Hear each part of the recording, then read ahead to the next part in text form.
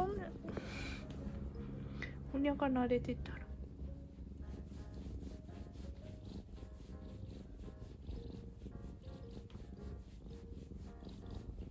あー、なんかコツコツあった。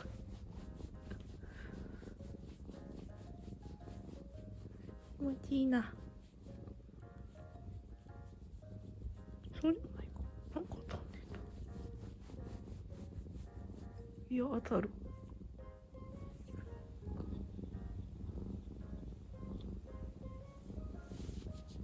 まあいいや、幸せそうだし。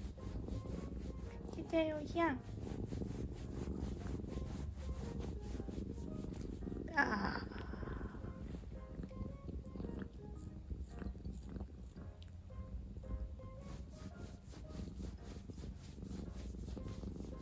なんかコツコツある。よいしょ。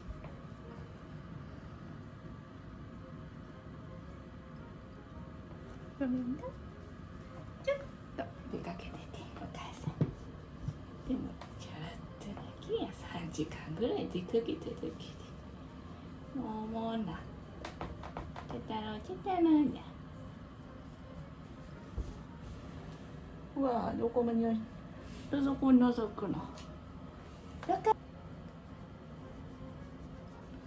プ太郎やで。トラップ太郎。こんな猫お風呂場でこんな元のら猫おる。お風呂場やぞ、分かってへんのか。じゃじー。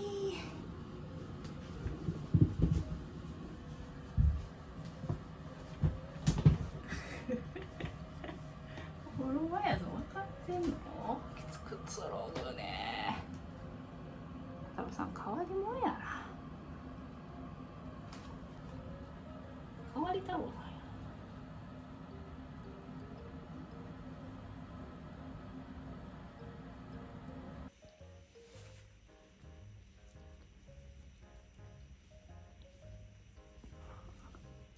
背中流しちゃってんのか。